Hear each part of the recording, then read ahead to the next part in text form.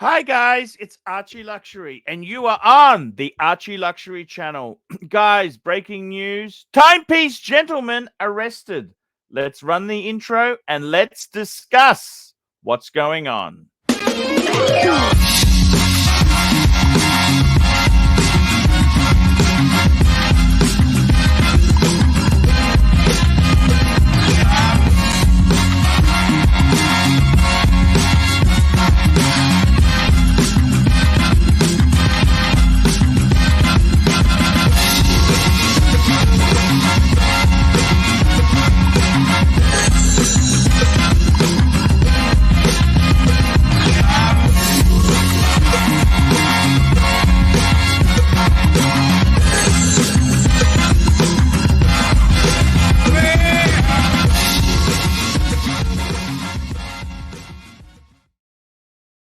Hey guys, it's Archie Luxury here, YouTube personality and watch guru. Guys, what the fuck has happened today? Well, I'm going to tell you exactly what has happened today. It is all over the press.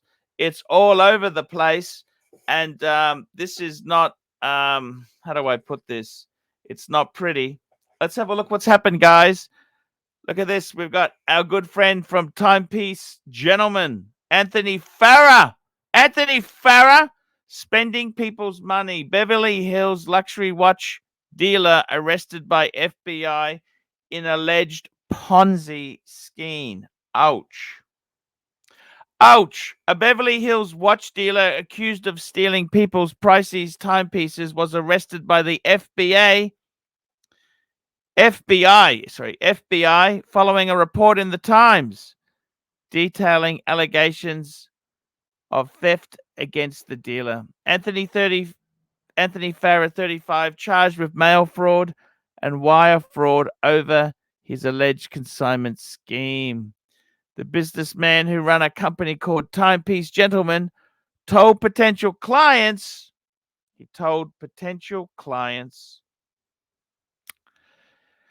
he would sell their watches and take a commission, but often kept all the money.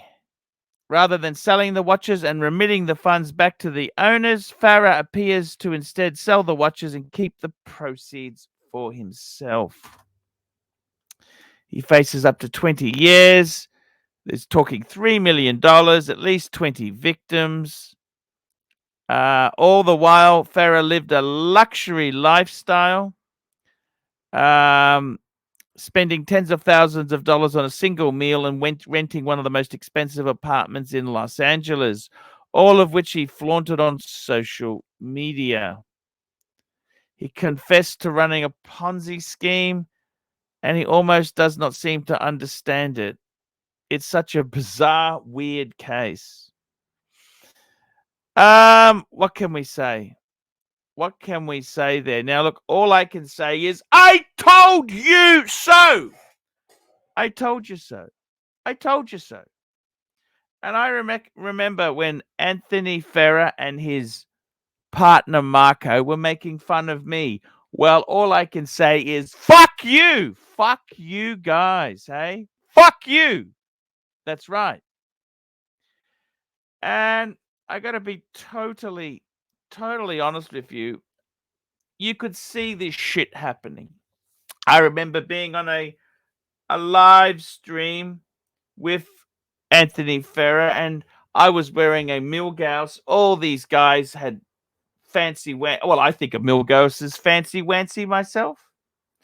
But they put me down because I had a relatively modest Rolex compared to their monstrosity. Well, all I can say is, man, I'd rather live a simple life than deal with this sort of life that we see here. It is an absolute mess. It's a disaster. We've also got some more press out there. What happened there? Well, we've got another article here. Gentleman Timepieces founder charged for Ponzi type scheme. Basically says the same thing. Farah founded a business in 2017 in Texas. He expanded his company by establishing in Beverly Hills last year. He allegedly defrauded clients from late 2022 until 2023 by promising to sell their luxury watches on consignment, but would keep the earnings for himself. Now, no mention of what happened to Marco or that other business. What's that? Grand Caliber, isn't it? Grand Caliber. But I think those two went their separate ways. So I mean, he moved. When they say he established a location, I thought his partner and him had split.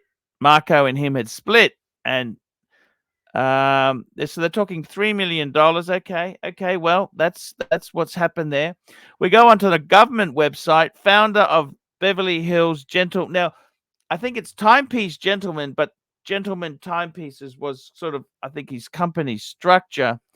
Charged with conning victims in luxury watch Ponzi scheme. Yes. Ouch. Ouch. Ouch. This is the press release that this is from the Justice Department. Holy shit. So this is serious shit there. And I've got to be totally honest with you. Something that I found really fucking weird. Something really fucking weird is the fact that Anthony Farah, he likes to call himself a marketing genius. He had these press articles written detailing a suicide. Now, have a look at this. I want to show you some weird fucking shit. On the ArchieLuxury channel, we like to look at the really weird. And I mean, the press is covering this Ponzi type thing. I could talk for hours on it, but I want to show you this. This is I want to go into the mind of a deranged fuckwit. Deranged fuckwit. Look at this. So this was a press article. I mean, this had to come from himself, isn't it? Anthony Farah's death. What happened to Anthony Farah? How did Anthony Farah die? Anthony Farah discovery. That's right. Anthony Farah's death. Discover the heart-wrenching story. Heart-wrenching? The guy's a fucking charlatan.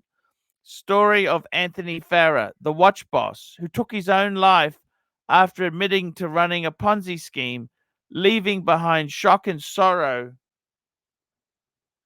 What a fucking delusional fantasist in the luxury watch community.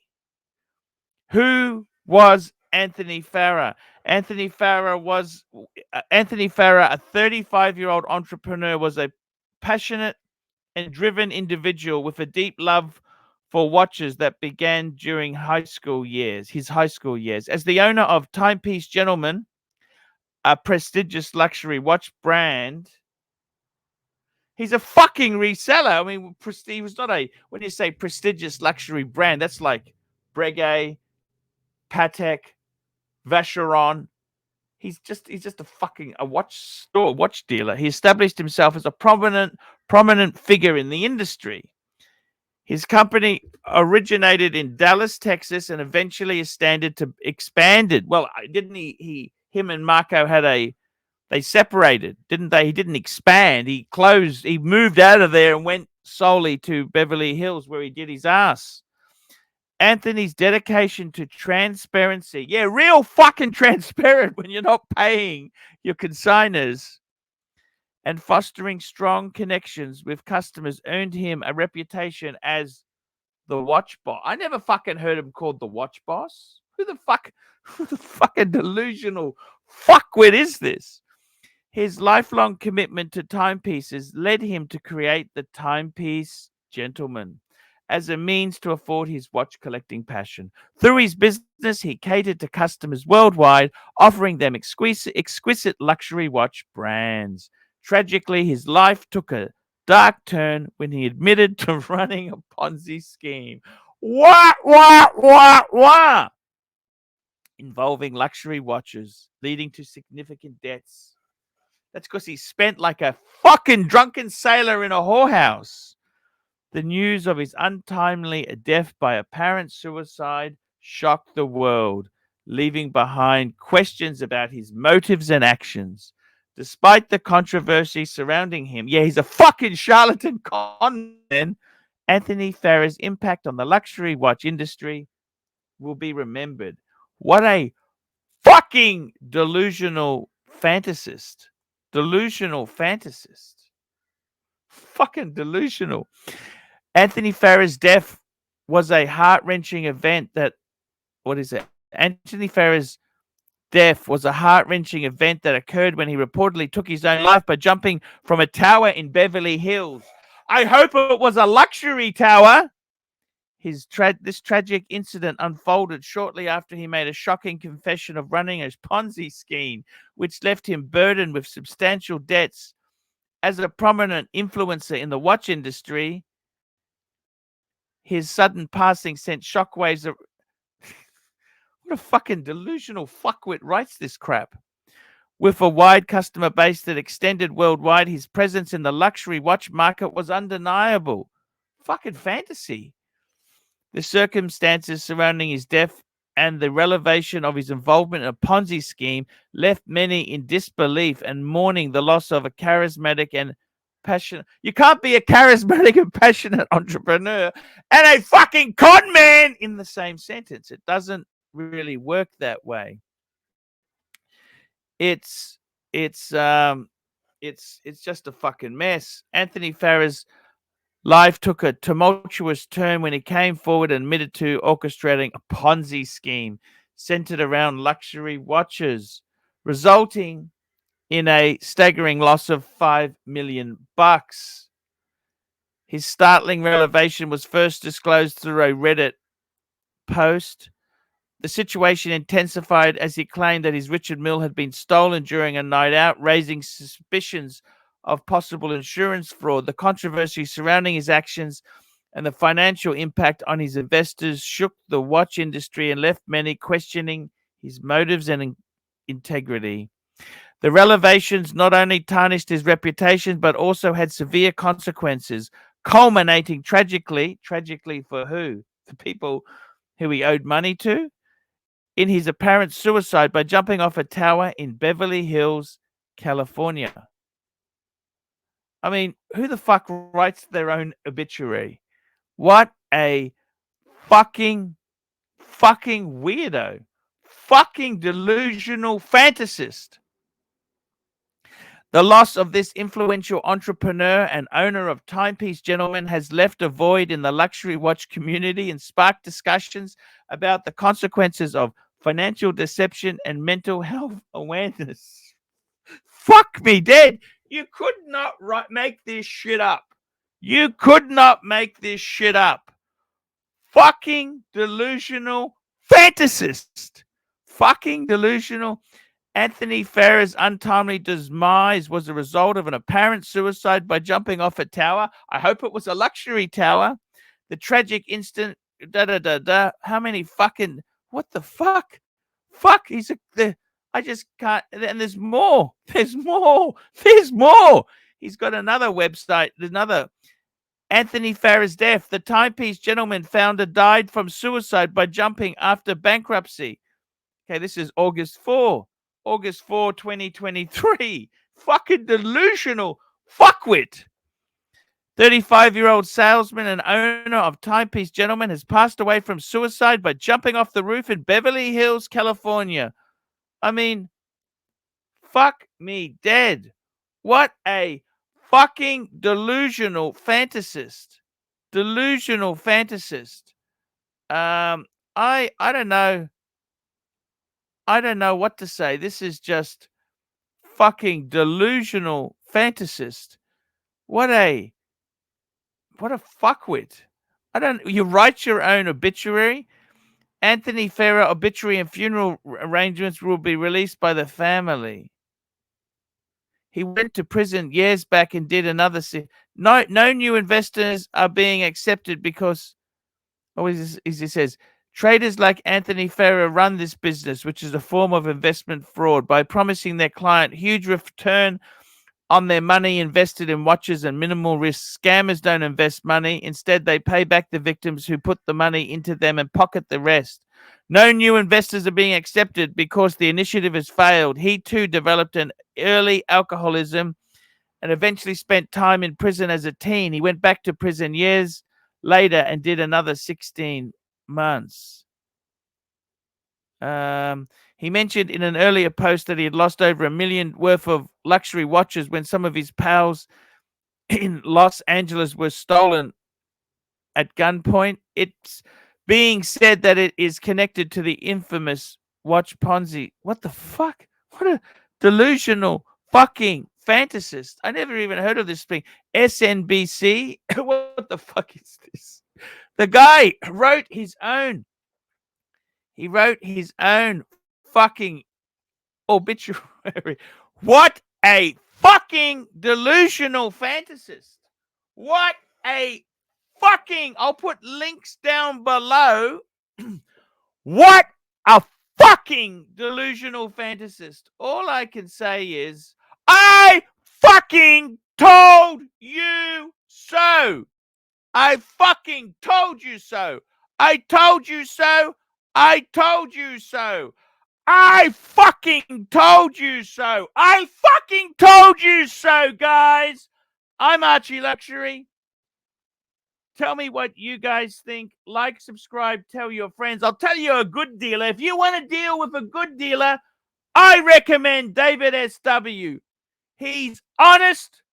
He is one of the best dealers in the United States of America. That's who I recommend, not some fucking Ferrari, Lamborghini driving shyster. I recommend a proper bricks and mortar dealer, David S.W. That's who I recommend. That's who I recommend. Hi, guys. It's ArchieLuxury. Guys, I want to talk to you about David S.W. David S.W. David S.W. Guys, if you are in America, if you are looking for a Rolex watch of your dreams, in fact, if you're looking for a contemporary modern wristwatch, I strongly advise you to look at David S.W. Guys, don't play the dealer games. Don't bring in chocolates or Krispy Kremes for your dealer hoping to get a Rolex at retail. It's futile. Please, guys, save your dignity. Keep some pride. Go to David S.W. I would highly recommend David S.W. David S.W. If you're in America and you're looking for a watch, go to David S.W. David S.W. David S.W. That's where I'd go. David S.W.